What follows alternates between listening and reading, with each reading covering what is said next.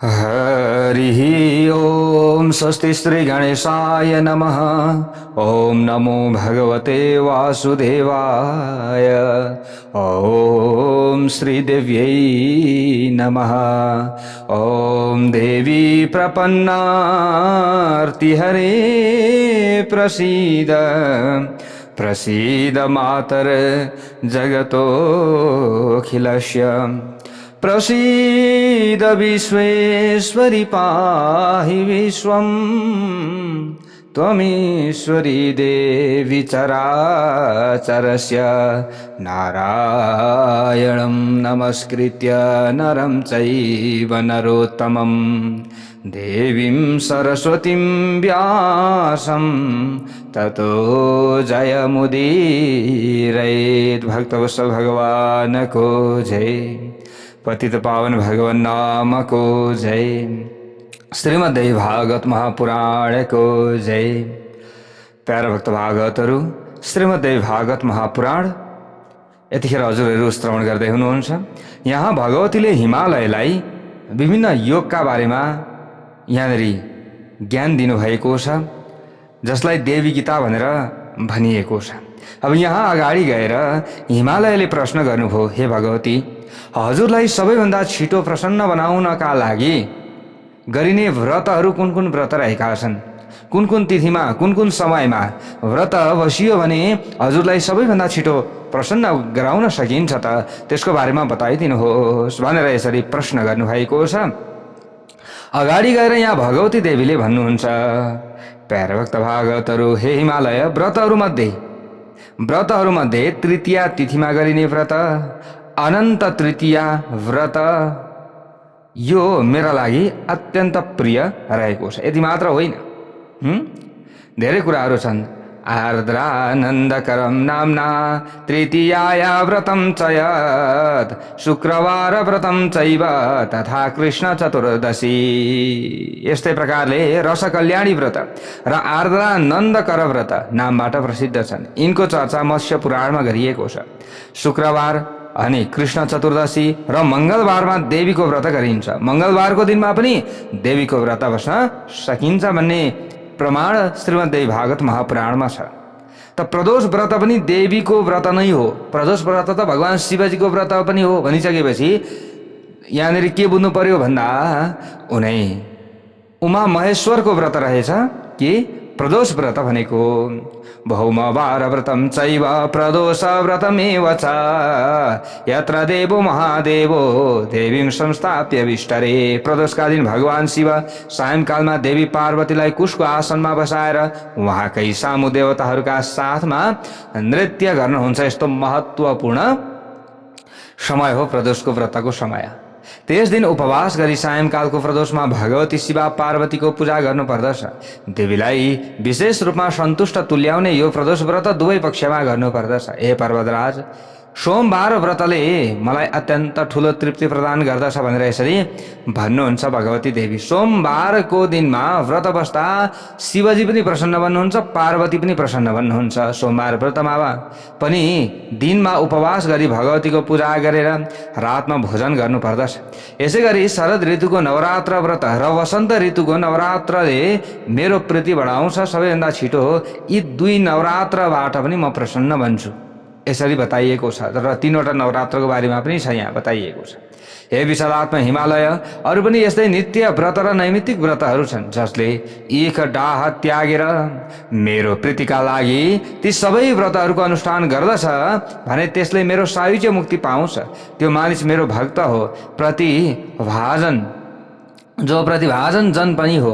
हे विभु, व्रतहरूको अवसरमा झुला सजाएर दोलोत्सव आदि उत्सव पनि मनाउनु पर्दछ।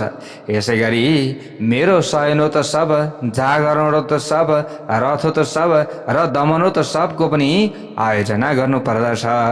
श्रावण मासमा आयोजना गरिने पवित्रोत्सव पनि मेरा लागि प्रीतिकारक हुन्छ। भनेको अहिलेको जुन श्रावणको यो समय चलिरहेको छ, यो समयमा व्रत बस्यो भने हामीलाई दुईटा फल प्राप्त हुने हो। हेर्नुहोस् है, के त भन्दा भगवान शिवजीले पनि आशीर्वाद दिनुहुन्छ, यो फल पनि प्राप्ति भयो। देवीले पनि आशीर्वाद दिनुहुन्छ, यो फल पनि प्राप्ति हो।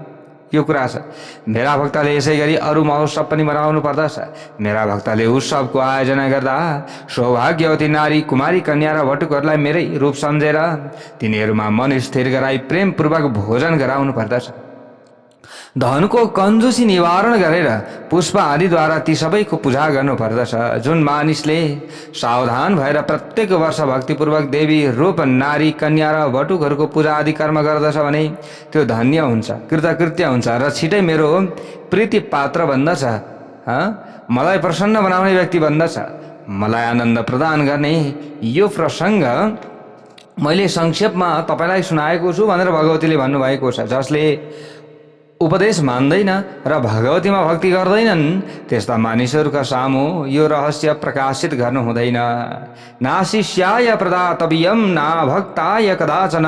जो आफ्नो भक्त हो नि, शिष्य हो, उसलाई मात्र यो व्रतको बारेमा बताउनु पर्दछ। अरूलाई बताइयो भने उपहास उडाउँछन्, काम छैन।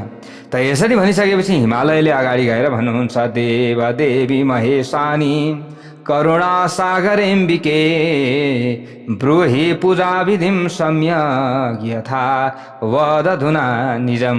हे देवेश्वरी, हे महेश्वरी, हे करुणा सिन्धु, हे अम्बिका, अब हजुरले राम्ररी यथार्थ रूपमा आफ्नो पूजा गर्ने विधिबारे उपदेश गर्नुहोस्। श्री भुवनेश्वरीले भन्नुभयो त्यो समयमा। हिमालयले यसरी प्रश्न गरेपछि, वक्ष्ये पूजा विधिम राजन अम्बिकाया यथा प्रियम अत्यन्त श्रद्धया सार्धम श्रेणु पर्वत पुङ्गव। हे राजन, हे पर्वतराज, मैले तपाईँलाई म अम्बिकाको पूजा गर्ने विधि बताउँछु, तपाईँले ठुलो श्रद्धाका साथ सुन्नुहोस्। मेरो पूजा सर्वप्रथम बाह्य पूजा र आभ्यन्तर पूजा गरी दुई प्रकारको हुन्छ भनेर देवीले बताउनु भएको छ। बाह्य पूजा पनि वैदिकी पूजा र तान्त्रिक पूजा गरी दुई प्रकारको हुन्छ। हे हिमालय, वैदिकी पूजा पनि मूर्ति भेदले दुई प्रकारको हुन्छ। वेदोक्त दीक्षा लिएर मानिसहरूले वेदले बताएकै विधि अनुसार पूजा गर्नुपर्दछ। दीक्षा बेगर दीक्षा लिएर मात्र पूजा गर्नु यसरी बताइएको छ। यो भयो भने धेरै ठुलो पुण्य प्राप्ति हुन्छ।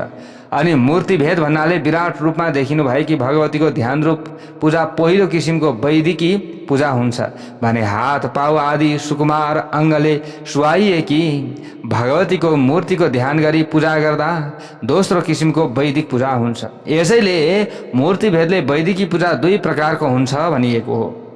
वेदको दीक्षा लिएका वैदिकीहरूले दुवै किसिमका वैदिकी पूजा गर्नुपर्दछ। तन्त्रको दीक्षा लिएका तान्त्रिकहरूले तन्त्रोक्त विधिद्वारा देवीको पूजा गर्नुपर्दछ। यस्तो पूजाको रहस्य नजानेर कसैले विपरीत गर्दछ भने, वैदिकले तान्त्रिक पूजा गर्दछ भने र तान्त्रिकले वैदिकी पूजा गर्दछ भने त्यस मूर्ख मानिसको निश्चय नै पतन हुन्छ। यसरी बताइएको छ। आफ्नो जुन मार्ग हो नि त्यही मार्ग अनुसार आफू अगाडि बढ्नु पर्दछ। भक्तवत्सल भगवानको जय जय होस्। मैले अगाडि पनि एउटा कथामा एउटा प्रसङ्गमा हजुरहरूलाई बताएको थिएँ। जस्तै पहिलेदेखि हजुरहरूले अब एउटा पन्थ एउटा पथ मानेर अगाडि बढ्नु भएको छ। जस्तै तपाईँहरूले चाहिँ यहाँ म कहाँ पनि आउनुहुन्छ धेरैजना। मैले भनेको थिएँ नि अस्ति हजुरहरूलाई। जस्तै मेरा बुवाले त शिवजीको पूजा गर्नुहुन्थ्यो, मेरा बुवाले त देवीको पूजा गर्नुहुन्थ्यो अगाडि अगाडि गएर। अहिले अब हामी आएर अब कसरी गुरु चिन्ने कोही पनि हामीले चाहिँ पत्ता लगाउन सकेनौँ। गयो चाहिँ हामीलाई चाहिँ राधाकृष्णको मन्त्र दिन्छन्, नारायणको मन्त्र दिन्छन् भनेर भन्नुहुन्छ। हामीले भन्छौँ एउटै हो भनेर हामीले सम्झाउँछौँ, तर उहाँहरूले मान्नुहुन्न क्या प्यारे भक्त भागवतहरू। किनभने उहाँहरूले त यो रहस्य बुझ्नु भएको छ, उहाँहरूले त यो कुरा बुझ्नु भएको छ। यो कुरा बुझ्नु भएको छ नि त। किनभने जुन एउटा पन्थ छ, जुन एउटा बाटो छ, त्यसै अनुसार अगाडि चल्नु पर्दछ भन्ने कुरा बुझ्नु भएको छ।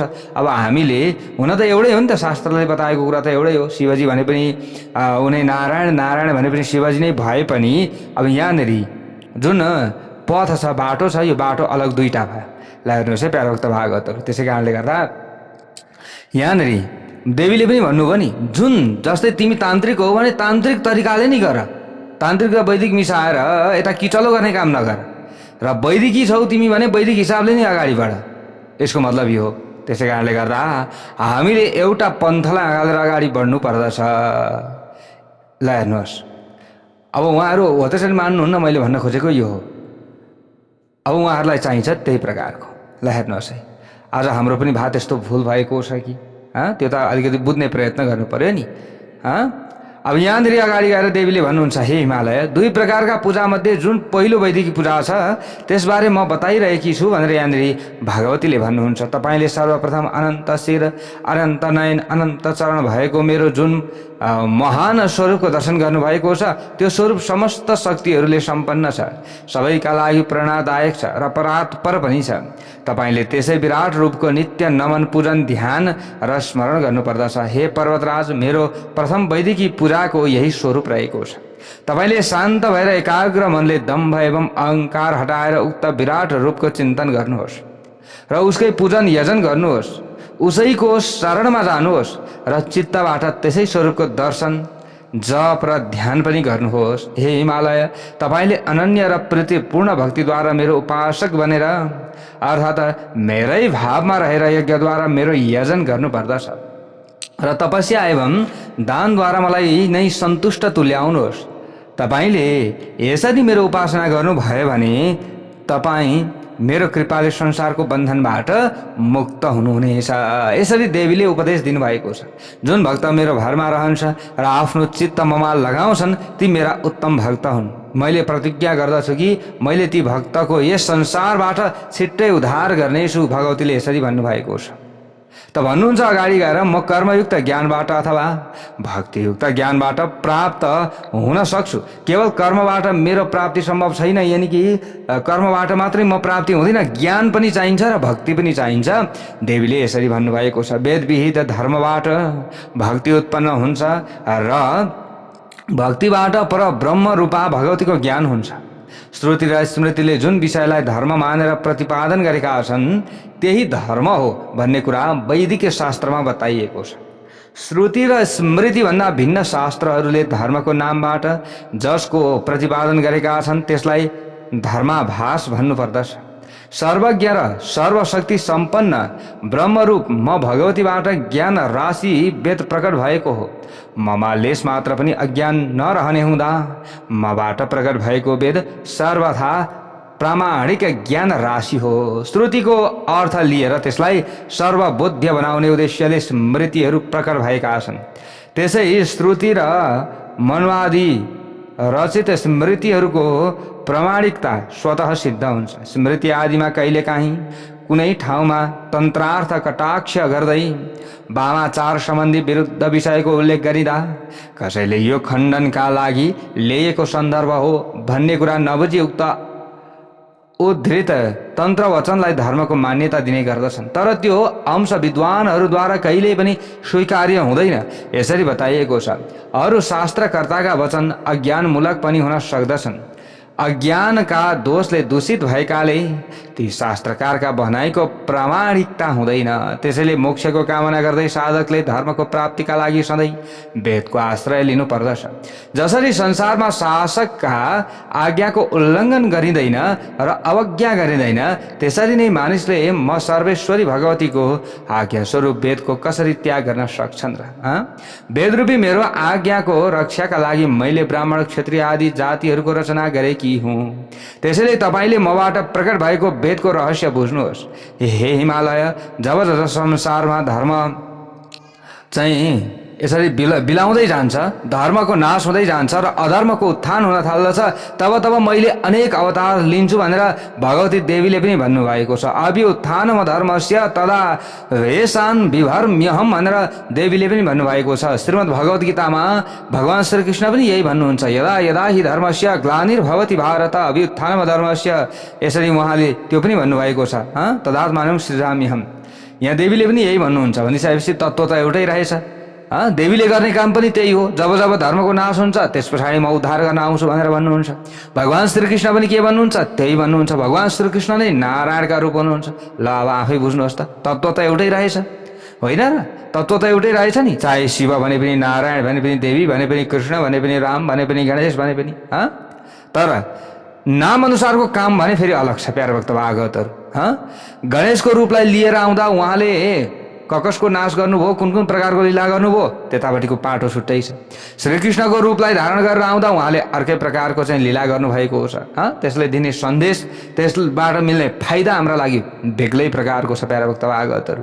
अब दुध त दुधबाट बनेको परिकार हो। खिर खाए पनि त्यही दुधबाट बन्छ।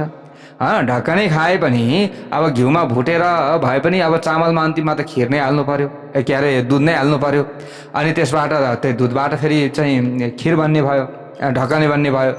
त्यही दुधबाट मिठाई पनि बन्छ, रसभरी पनि बनाउन सकियो, विभिन्न कुराहरू बनाउन सकियो होइन। जस्तै विभिन्न प्रकारका चाहिँ चक्लेट मिठाईहरू बनाउन सकियो। हुन त के हो, त्यो दुधबाट बनाएको परिकार हो नि, तत्त्वता त त्यो दुध नै हो। तर अब त्यसबाट पाइने स्वाद अलग छ होइन र, त्यसबाट हुने फाइदा अलग छ, त्यसबाट हुने बेफाइदा अलग होला।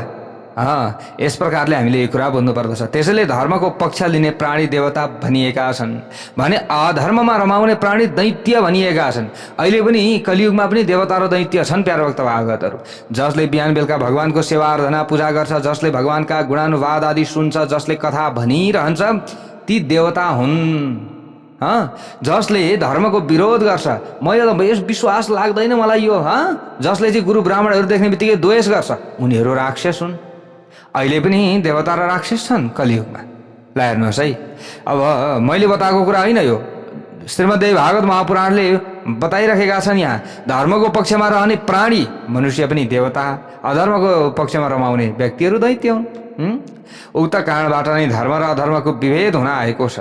जुन मानिसहरू वेद विहित धर्मको पालना गर्दैनन् तिनीहरूलाई शिक्षा दिन मैले नरकहरूको रचना गरेको हुँ भनेर यहाँ देवीले भन्नुभएको छ। जसले अधर्म गर्छ, अधर्म गरिसकेपछि नरकमा जानु पर्यो, मार पेलाइ खान्छ, त्यस पछाडि शिक्षा पाइयो नि त, ओहो यसो गर्नु हुँदो रहेनछ भनेर उसले शिक्षा पाउँछ, त्यस पछाडि फेरि मनुष्य भएर आउँछ। त्यस पछाडि त उसको जीवन सुध्रिन पनि सक्दछ। जुन नरकको नाम सुन्दा मात्र मानिसहरूमा भएको सञ्चार हुने गर्दछ, ओहो नरकमा परिन्छ, ओहो पाप हुन्छ भनेर थाहा पाइसकेपछि त धर्मको आचरण गर्ने व्यक्तिले त डराइसकेपछि त उसले पाप कर्म गर्दैन होइन, उसले अपराध गर्दैन, अरूका लागि चाहिँ नराम्रो गर्दैन, त उसको रक्षा हुने भयो। जुन मानिसले वेदले बताएको धर्मलाई छाडेर पर धर्मको आश्रय लिन्छन्, त्यस्ता अधर्मीहरूलाई शासकले देशबाट निर्वासित गर्नु पर्दछ। सच्चा ब्राह्मणले त्यस्ता अधर्मीहरूसँग सम्भाषण पनि गर्नु हुँदैन। ती जो अधर्मीहरू छन् नि, ती अधर्मीहरूबाट दूर रहनु पर्दछ, यसरी बताइएको छ। अनि दुईजनाले आफ्नो पङ्क्तिमा राखेर भोजन पनि गराउनु हुँदैन। त्यस्ता अधर्मी विधर्मीहरू एकदम चाहिँ तपाईँको खानपानको ध्यान छैन, लापरवाही जहाँ पायो त्यही गरेर चाहिँ जस्तो पायो त्यस्तै खान्छ, जुन दुनियाँ प्रकारको खान हुने खान नहुने विचार गर्दैन, पुरै चाण्डालको स्वरूप बनाएर हिँड्दछ। धुलो मैलो चाहिँ जतिखेरै नुहाउँदाखेरि त सफा बनिन्छ नि, जस्तो सुकै ल मसँग कपडा छैन अथवा मसँग चाहिँ धन छैन, पैसा छैन भने आफूले लगाएको कपडा त छ नि, त्यो कपडालाई धोएर लाउँदा त हुन्छ नि, शुद्ध त हुन्छ नि धुँदाखेरि, होइन र? तर 1 महिनासम्म नधोएको त्यत्तिकै मैलो दैलो मैलो त्यस्तो लगाउँछ, त्यस्ता प्रकारका चाहिँ विभिन्न आचरणहरू गर्छ भने उसँग सँगै बस्नु हुँदैन, अलगै रहने, नभए उसको गुण पनि आफूमा सर्न थाल्दछ क्या बिस्तार बिस्तार गरेर नि। यो कुरा हो नि त। यदि सफा हुन्छ, भगवानको भक्त बन्छ, भक्ति गर्दछ, आफ्नै लाइनमा आउन खोज्दछ उसलाई भने फेरि उसलाई सुधार गर्नुपर्छ, फेरि उसलाई विभेद गर्नु हुँदैन है। फेरि यो त विभेदको त कुरै छैन। फेरि उसलाई आफ्नो ठाउँमा सम्मान गर्नुपर्दछ, उसलाई गर्ने सेवा आफूले गर्नुपर्दछ, तर सङ्गतै गरेर पुरै छाती नै टसाएर हिँड्ने काम चाहिँ गर्नु हुँदैन। सुध्रन चाहने व्यक्ति छ फेरि त्यस्तो व्यक्ति भने फेरि उसलाई सुधार गर्नुपर्दछ। यसरी मिलाएर अगाडि बढियो भने हाम्रो कल्याण हुन्छ प्यारा भक्त भागवतहरू, नभए हुँदैन। ल हेर्नुहोस्, यस संसारमा अनेक थरीका चाहिँ व्यक्तिहरू छन्। वेद विरुद्ध कर्म गर्ने पनि छन्, स्मृति विरुद्ध कर्म गर्ने पनि छन्, यस्ता चाहिँ शास्त्रहरू पनि छन्। ती शास्त्र सर्वथा तामस शास्त्रहरू हुन्। वेद स्मृतिको जसले विरोध गर्दछ ती शास्त्रहरू तामस शास्त्र हुन्, तिनीहरूको काम छैन। त्यस्ता शास्त्र वाम अनि कापालिक, कौलक र भैरवागम आदि रूपमा रहेका छन्। शिवजीद्वारा अधर्मीहरूलाई मोहित गराउन ती शास्त्र रचिएका हुन्। तिनको रचनाको अरू कुनै कारण छैन भनेर यसरी बताइएको छ। वेदमार्गबाट च्युत भएका कारण जुन उच्च कोटिका ब्राह्मण दक्ष प्रजापतिको श्राप महर्षि भृगुको श्राप, महर्षि दधिजीको श्रापबाट डरेर गएका थिए। ती ब्राह्मणहरूको उद्धारका लागि भगवान शङ्करले सोपान क्रमबाट शैव, वैष्णव, सौर, शाक्त र गाणपत्य आगमहरूको रचना गर्नुभएको छ। अहिले कतिवटा सम्प्रदाय छन्, मुख्य 5वटा सम्प्रदाय हुन्। अब यहाँ फेरि विभिन्न प्रकारका सम्प्रदायका कुराहरू गर्छन् व्यक्तिहरूले, त्यतापट्टि नछिर्नु होला। मुख्य 5वटा सम्प्रदाय जस्तै शैव, भगवान शिवलाई नै इष्ट मान्ने शैव छन्। वैष्णव, भगवान विष्णुलाई नै इष्ट मान्ने वैष्णव छन्। सौर भनेको सूर्यलाई नै इष्ट मान्ने, अनि शाक्त देवीलाई नै इष्ट मान्ने, अनि गणपति भनेको गणपति हुने भगवान श्री गणेशलाई नै इष्ट मान्ने। यी 5 के छन् यी चाहिँ पन्थ, यी बाटाहरू भाइ। यी 5वटा बाटाबाट हिँड्दाखेरि सही ठाउँमा पुगिन्छ।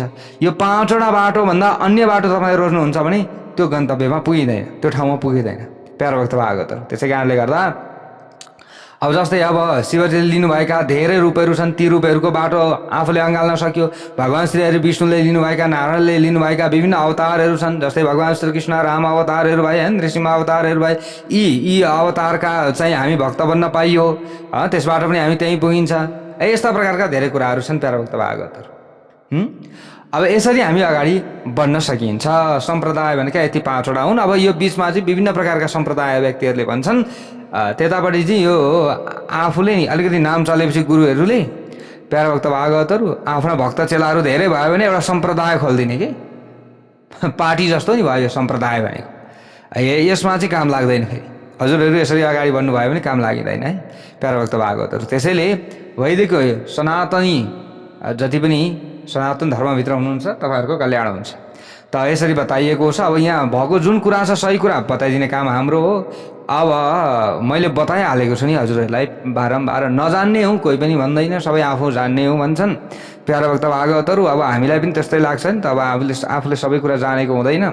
अनि होला गुरुले भनेको कुरा त सबै कुरा सही हो नि त। अब गुरुमा हाम्रो विश्वास गर्ने त्यो परम्परा हो। गुरुले जे भने पनि सही भने पनि त्यो सही, गलत भने पनि त्यही सही। त्यसैमा हामीले आँखा चिम्लेर विश्वास गर्छौँ, किनभने गुरु पनि सही हुनुभयो भने ठिकै छ, नभए गुरु पनि अधोपतनमा पुग्नुहुन्छ। फेरि यसरी चाहिँ गलत प्रचारहरू गरेका हुनुहुन्छ भने त उहाँहरू पनि आफू चाहिँ नरकमा जानुभएको हुन्छ पछि, अनि उहाँहरूको अनुयायी, उहाँहरूको पछि लाग्ने व्यक्तिहरू चाहिँ गुरुलाई छोडेर स्वर्ग जान्छन्? जाँदैनन्। त्यो डोरो जुन छ नि, त्यो लाइनका सबै नरकमै जाने हो। फेरि यो कुरा विचार गर्नु होला प्यारो भक्त भागवतहरू। त्यसै कारणले गर्दा अब माथि मूल चाहिँ के हो आफ्नो त्यो विचार गर्नु पर्यो। त्यो मूल व्यक्ति नै नरक जाने काम गरेको छ, उसले त्यो मूल व्यक्ति नै नरकगामी भइरहेको छ भने अब तपाईँ पनि जाने नरकै हो, चाहे जतिसुकै तपाईँले धर्म गर्नुहोस्। किनभने मान्नुभएको छ त्यस्तै व्यक्तिलाई नि त माथि, होइन, टुप्पामा। उहाँले भनेकै कुरा अनुसार तपाईँ अगाडि बढ्नुहुन्छ, उहाँले भनेअनुसार नै तपाईँले कर्म गर्नुहुन्छ। त तपाईँ पनि जतिसुकै धर्म गर्नुहोस् न। तपाईँले जाने त फेरि गुरु नरकमा जानुभयो भने तपाईँ पनि नरकमै हो कुरा थियो। फेरि अनि गुरु नमानिकन पनि तपाईँ फेरि मोक्ष प्राप्त गर्न सक्नुहुन्न। फेरि गुरु नमानिकन पनि तपाईँले गरेको धर्मको कुनै पनि फल तपाईँले पूर्ण रूपमा प्राप्त गर्न सक्नुहुन्न। यो कुरा छ। फेरि नमानी पनि डर छैन, मान्दाखेरि पनि के भयो त भन्दा खराब ठाउँमा आफू पऱ्यो भने त्यहाँ पनि डर छैन। सजिलो त कहीँ पनि छैन। सजिलो त के हो? भक्ति गर्नु हो सजिलो। तर त्यो भक्ति गर्नका लागि पनि त गुरु चाहियो एउटा, त्यतिकै त हुँदैन प्यारो भक्त भागवतहरू। यो सबै कुरा विचार गर्नु पर्यो। अब मैले त बारम्बार हजुरहरूलाई सम्झाउने प्रयत्न गरेको छु। अब हजुरहरूले अनि फेरि आजकल के छ भने विद्वान गुरुहरू धेरै हुनुहुन्छ प्यारो भक्त भागवतहरू, भित्रभित्र लुकेर बस्नुहुन्छ। विद्वान गुरुहरू बाहिर आउनुहुन्न के चर्चामा। यो कुरा पनि विचार गर्नु होला हजुरहरूले। जो विद्वान हुनुहुन्छ, सबै कुरा बुझ्नु भएको छ, उहाँहरू लुप्त हुनुहुन्छ, गुप्त हुनुहुन्छ। जो अचकल्टा छन्, अलिकति अचकल्टा, थोरै मात्रै ज्ञान भएका, अनि फुइँची ज्यादा लगाउने। अहिलेको जमाना त त्यस्तै छ। जसले बोलो उनै सर्वमान्य हुन्छ नि। ओहो यी गुरु त निकै महान रहेछन् भनौँ, आफू पछि लागेर गयो चाहिँ कतिको जान्ने, कतिको विद्वान हुन्, कतिको के छ त केही कुरा थाहा छैन हामीलाई त। शास्त्र प्रमाण एकातिर छ, अनि अरूले भनेका भरमा चाहिँ आफू अगाडि बढ्ने खालका गुरु भेटाइयो भने काम छैन। ल हेर्नुहोस्, आफूले खोजी गर्न सक्नु पर्यो, निकाल्न सक्नु पर्यो, अनि त्यहाँबाट हेर्न सक्नु पर्यो, सही मुहुर्त, सही शुभ सबै कुरा चाहिँ गर्न सक्नु पर्यो, अनि मात्रै हाम्रो उद्धार हुन्छ। भक्तवत्सल भगवानको जय जय होस्। अब यहाँ जे कुरा छ त्यसैलाई मैले बुझाउने प्रयत्न गरेको हो प्यारो भक्त भागवतहरू। यो बुझ्न नबुझ्नु त हजुरहरूको कुरा हो, मेरो त भनिदिने काम हो। यहाँ भएको सही कुरो भनिदिने काम हो। अब बुझ्नुहुन्छ त बुझ्नुहुन्छ, बुझ्नुहुन्न त बुझ्नुहुन्न प्यारो भक्त भागवतहरू। किनभने यहाँनिर लोलोपोतो गरेर हुनेवाला केही पनि छैन, होइन र? कुरा त्यो हो। त्यो कारणले गर्दा आफै पनि हजुरहरूले अध्ययन गर्दै जानु होला, आफैले सुन्दै, अब आफैले पढ्दै पनि जानु होला।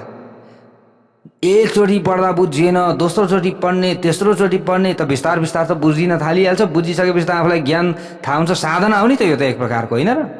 साधना हो। हजुरहरूले सुन्दै जानुभयो, सुन्दै जानुभयो, बुझ्दै जानुभयो, साधना बढ्दै गयो, भक्ति बढ्दै गयो। त्यस पछाडि त ओहो म भित्रै सबै कुरा रहेछन्। मैले मान्नुपर्ने त रहेछ एक ठाउँमा, तर म भित्र पनि त रहेछन् नि त। यो कुरो बिस्तार बिस्तार तपाईँले बुझ्न थाल्नुहुन्छ। तर एकैचोटि चाहिँ बुझिँदैन। फेरि आज तपाईँले कथा सुन्नुभयो, आज हजुरले चाहिँ घरमा आएर पूजा गर्नुभयो अथवा काहीँ मन्दिरमा गएर पूजा गर्नुभयो, आजै सबै कुरा फलिहाल्दैन है, फेरि टपक्कै भइहाल्दैन। यो कुरालाई पहिले आफूले ध्यान दिनुपर्दछ, बुझ्नुपर्दछ। प्यारो भक्त भागवतहरू यो सबै कुरा हामीले बुझ्ने हो। ल हेर्नुहोस्, अब यहाँ धेरै कुराहरू छन् प्यारो भक्त भागवतहरू। यो रचना कसले गर्नुभएको छ? भगवान् शङ्करले गर्नुभएको छ भनेर देवीले भन्नुभएको छ। 5वटा सम्प्रदायको चाहिँ रचना भगवान् शङ्करले गर्नुभएको।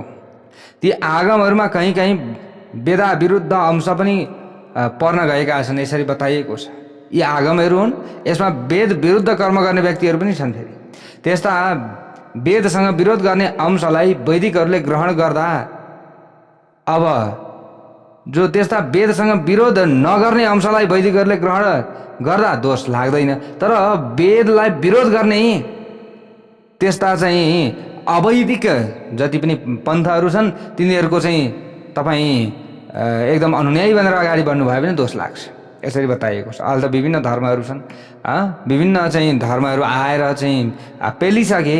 अब त्यही धर्मको तपाईँहरू बाटोमा लाग्नुहुन्छ भने अब तपाईँ वेद विरुद्ध कर्म गर्दै हुनुहुन्छ। वेदले त बताएकै छैन। वेदले त बताएको के छ? एउटा वैदिक हिन्दू सनातन धर्म हो, सत्य भनेको यही हो, अरू भनेका सब झुटा हुन् भनेर अगाडि नै भनेको हो। त यसैलाई चाहिँ मत मिल्दैन नि त, होइन? जस्तै आफूले गर्दै गयो, मत मिल्दैन, अर्को पार्टी खोल्छ नि यो पार्टीमा लागेका व्यक्तिहरूले। हो त्यस्तै भयो क्या यहाँनिर प्यारो भक्त भागवतहरू। गुरुहरू पनि त्यस्तै भए, विभिन्न व्यक्तिहरू धर्मका ठेकेदारहरू भए, अनि यिनीहरूले चाहिँ विभिन्न तरिकाले चाहिँ धर्महरूको प्रचार गरे, अन्य अन्य धर्म ल्याए। सत्य त मै हुँ भन्छ एउटा आएर, अर्को होइन होइन सत्य त कहाँ त्यो हो र, त्यो त अनि त्यसको दोष देखाउन थाल्दछ। त्यो त यस्तो हो, त्यो त उस्तो हो, यस्तो हो उस्तो हो भन्छ। म नै सत्य हुँ भनेर मतिर आफूतिर ल्याउन खोज्छ क्या। यस्ताबाट हामीले बच्नु पर्दछ। भक्तवत्सल भगवानको जय जय हो। हेर्नुहोस्, वेदको अधिकार नपाएका मानिसहरू मात्र वेद विरुद्ध अर्थ ग्रहण गर्न अधिकारी हुन सक्दछन्। वेदका अधिकार पाएका जति पनि व्यक्तिहरू छन्, वेदमा निष्ठा राख्ने जति पनि व्यक्तिहरू छन्, उनीहरूले सही अर्थ लगाउँदछन्। यसरी बताइएको छ, तस्मात् सर्व प्रयत्नेन वैदिको वेदमाश्रयेत् धर्मेण सहितं ज्ञानं परम ब्रह्म प्रकाशयेत्। त्यसैले वैदिक पुरुषले पूरा प्रयत्न गरेर वेदको नै आश्रय लिनुपर्दछ, किनकि वेदद्वारा प्रतिपादित धर्मले युक्त भएको ज्ञानले नै परब्रह्मलाई प्रकाशित गर्न सक्दछ।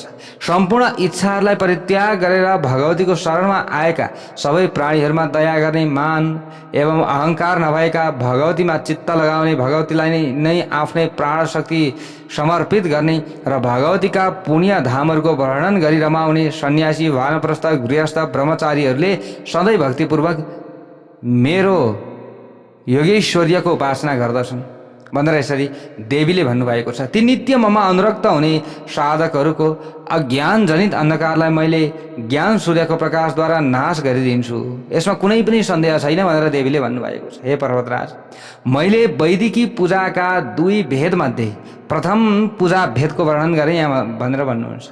अब दोस्रो भेदको विषयमा वर्णन गर्दछु। साधकले कुनै मूर्तिमा, वेदीमा, सूर्यमण्डलमा, चन्द्रमण्डलमा, जलमा, वाणलिङ्गमा, यन्त्रमा, महापटमा अथवा हृदय कमलमा सगुण स्वरूप भएकी दयामय युवती, अरुण आभा भएकी, सौन्दर्य सारको अन्तिम सीमाको रूपमा दप्प बलेकी, सम्पूर्ण मृदु र मनोहर अङ्गले सुहाइएकी, श्रृङ्गार रसले परिपूर्ण भएकी, भक्तका दुःखका कारण अत्यन्त दुखी भएकी, मस्तकमा बालचन्द्रमा र मयूरको प्वाख धारण गर्नुभएकी, प्रसन्न मुखमण्डलले चहकिली पास, अङ्कुश, वरमुद्रा र अभयमुद्रा धारण गर्नुहुने आनन्दमय परात्पर स्वरूप भएकी, भगवतीको ध्यान गरेर आफ्नो वित्त शक्ति अनुसार विविध उपचारद्वारा भगवतीको पूजा गर्नुपर्दछ। यो दोस्रो किसिमको वैदिकी पूजा हो भनेर यसरी देवीले भन्नुभएको छ। जबसम्म भित्री पूजा गर्ने अधिकार पाइँदैन तबसम्म यस्तै किसिमले बाह्य पूजा गर्नुपर्दछ। ल हेर्नुहोस् है, अब भित्री आभ्यन्तर ज्ञान हुनका लागि, भित्री पूजा गर्नका लागि त पहिले बाहिरबाट ज्ञान सिकेर आउनु पर्यो। अब बाहिरी पूजाको ज्ञान नै छैन हामीलाई, अनि एकैचोटि हामी चाहिँ अगाडि बढ्न खोज्दछौँ भने त त्यसरी हुँदैन। पहिले बिस्तारी हामीले कखदेखि नै सिक्दै जानु पर्यो नि त। जस्तै हजुरहरू एडमिसन हुन जानुभयो स्कुलमा भने के एकैचोटि 10 क्लासमा भर्ना गरिदिन्छन् त? गरिदिँदैनन् नि त। बिस्तार बिस्तार 1 2 3 हुँदै माथि जानु पर्यो। अहिले त नर्सरी एलकेजी युकेजी के भन्छ नि, हो त्यस्तै के भन्छन् अहिले त, होइन? हाम्रो पालामा त यो थिएन, हामीले त पढिएन। हेर्नुहोस्, हो अब विभिन्न स्टेपहरू छ। त्यस्तै भगवान प्राप्तिका पनि विभिन्न स्टेपहरू छन्, हामीले यसरी बुझ्नु पर्दछ। त पहिले बाह्य पूजाबाट बिस्तार बिस्तार बिस्तार भित्र छिर्ने प्रयत्न गर्नुपर्दछ। जुन आभ्यन्तर पूजा हो त्यो ज्ञान रूपा र ब्रह्म रूपा भगवतीमा चित्तको लय हुनु नै हो। उपाधिरहित ज्ञान नै मेरो वास्तविक स्वरूप हो। त्यसैले उत्तम उपासकले मेरो ज्ञानमय स्वरूपमा आफ्नो आश्रयहीन चित्त लगाउनु पर्दछ। यसरी देवीले भन्नुभएको छ, भगवतीले ज्ञानमय स्वरूप भन्दा भिन्न जुन यो मायामय संसार छ यो पूर्णतया मिथ्या छ। त्यसकारण संसारको बन्धन नाश गर्न नर्मनस्क र योगयुक्त चित्तद्वारा सबैकी साक्षिणी आत्मारूपिणी भगवतीको ध्यान गर्नुपर्दछ। हे पर्वतराज हिमालय, वैदिकी पूजाको निरूपण गरेपछि अब म बाह्य पूजाको विस्तारपूर्वक वर्णन गरिरहेको छु भनेर यहाँनिर भन्नुहुन्छ। तपाईले सावधान भएर श्रवण गर्नुहोस्। देवी के भन्नुहुन्छ? प्रातरुत्थाय शिरसि संस्मरेत पद्ममुज्ज्वलम् अनि कर्पूरासं स्मरेत तत्र श्रीगुरुं निजरूपिणम्। के गर्नु पर्यो? सबैभन्दा अगाडि प्रातःकालमा उठेर विद्वान साधकले आफ्नो शिरको ब्रह्मरन्ध्र सहस्रार चक्रमा प्रतिष्ठित कपुरको जस्तो कान्ति भएको उज्जवल कमलको ध्यान गर्नुपर्दछ सबैभन्दा अगाडि। त्यस पछाडि त्यस कमलमाथि प्रसन्न मुद्रामा रहेका वस्त्र र आभूषणले सुसज्जित भएका शक्ति सम्पन्न आफ्नै स्वरूपका श्री गुरु विराजमान हुनुभएको भावना गरी श्री गुरुलाई नमस्कार गरेर भगवती कुण्डलिनीको ध्यान गर्नुपर्दछ। त्यस पछाडि प्रथम प्रयाणमा अर्थात् ब्रह्मरन्ध्रमा सञ्चरण गर्दा प्रकाश पुञ्जको रूपमा रहेकी चिद्रूप माया समान भएकी प्रति परायण जो मूलाधार चक्रमा विचरण गर्दा अमृतमय स्वरूप भएकी आनन्दामृतले भरिएकी अन्त पदवी अर्थात् सुषुम्ना नाडीमा विचरण गर्दा आनन्दमयी हुनुहुने अवला रूपिणी देवी कुण्डलिनीको शरणमा जान्छु। यसरी कुण्डलिनी शक्तिको ध्यान गरेपछि त्यसको शिखाको बीचमा सचिदानन्द रूपिणी म भगवतीको ध्यान गर्नुपर्दछ। त्यसपछि प्रातःकालीन शौच आदि नित्य क्रिया सम्पन्न गर्नुपर्दछ। त्यस पछाडि उत्तम दुईले मेरो प्रसन्नताको लागि अग्निहोत्र होम गर्नुपर्दछ। होमको अन्त्यमा आफ्नो आसनमा बसेर पूजाको सङ्कल्प गर्नुपर्दछ। सर्वप्रथम भूत शुद्धि गरेर मातृका न्यास गर्नुपर्दछ। सधैँ ऋललेख रिमद्वारा मातृका न्यास गर्नुपर्दछ। ऋललेखा न्यास गर्दा मूलाधारमा हकार, हृदयमा रेफ, आँखी भौँको बीचमा इकार र मस्तकमा ऋमकारको न्यास गर्नुपर्दछ। तिथि मन्त्रहरूको उच्चारण अनुसार अरू सबै न्यास सम्पन्न गर्नुपर्दछ। त्यस पछाडि आफ्नो शरीरमा धर्म आदि तत्त्वले परिपूर्ण एउटा दिव्य पीठको कल्पना गर्नुपर्दछ।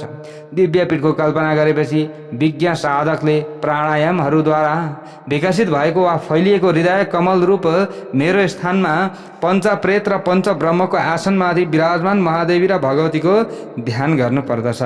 यसरी देवीले बताउनु भएको छ। पञ्चप्रेतासनमा ब्रह्मा विष्णु रुद्र ईश्वर सदाशिव यी 5 प्रेत मेरो पाद मूलमा रहेका हुन्छन्। महाप्रेत रूप यी ब्रह्मादि देवता क्रमशः पृथ्वी, जल, तेज, वायु र आकाशका स्वरूप हुन् र जाग्रत, स्वप्न, सुषुप्ति, तुरीय र अतीत यी 5 अवस्थाका स्वरूप पनि हुन्। चिन्मय र अव्यक्त रूप भएकी म भगवती ती सबैभन्दा पर रहेकी छु। शक्ति तन्त्रहरूमा ब्रह्मा आदि देवता पञ्च प्रेतका रूपमा देवीको आसन बनेर रहेको कुरा प्रसिद्ध छ। यसरी बताइएको छ। यसरी पञ्च प्रेतासनमाथि रहेकी भगवतीको मानसिक भोग सामग्रीद्वारा पूजा गर्नुपर्दछ र मेरा मन्त्रहरूको जप पनि गर्नुपर्दछ भनेर यसरी भगवतीले भन्नुभएको छ। जप गरेपछि श्रीदेवी भगवतीलाई जप अर्पण गरेर आफूले जति जपेको छ त्यो सबै भगवतीलाई अर्पण गर्नु अनि अर्घ्यको स्थापना गर्नुपर्दछ। सर्वप्रथम पूजा पात्रहरूलाई सामु राखेर अस्त्र मन्त्र ओम फट उच्चारण गरेर जलद्वारा पूजा द्रव्यलाई शोधन गर्नुपर्दछ।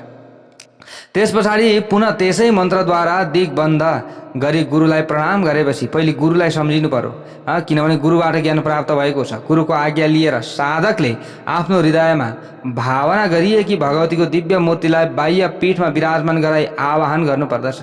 त्यस पछाडि प्राण प्रतिष्ठा मन्त्र उच्चारण गरी मूर्तिमा प्राण प्रतिष्ठा गर्नुपर्दछ। प्राण प्रतिष्ठापछि आसन आवाहन अर्घ्य पाद्य अनि आचमनीय स्नान 2 वस्त्र आभूषण गन्ध पुष्प आदि यथोचित पदार्थ भगवतीलाई भक्तिपूर्वक अर्पण गरेर पूजा गर्नुपर्दछ। प्रतिदिन यसरी पूजा गर्न असमर्थ भक्तहरूका लागि शुक्रबारको दिन निर्धारण गरिएको छ। शुक्रबार नियम्यते यसरी बताइएको छ। मूल देवीका प्रभा स्वरूप अङ्ग देवता अर्थात् आवरण देवताहरूको ध्यान गर्नुपर्दछ। ती देवीको प्रभा मण्डलमा स्वर्ग मर्त्य र पाताल व्याप्त भएको कुरा चिन्तन गर्नुपर्दछ। मूल देवी भुवनेश्वरीको पूजा गर्नुपर्दछ। सुगन्धित गन्ध आदि द्रव्य सुन्दर वासना भएका पुष्प विविध नैवेद्य तर्पण अनि ताम्बूल दक्षिणा आदि वस्तु टक्र्याएर आवरण देवता सहित मूल देवी भुवनेश्वरीको पूजा गर्नुपर्दछ।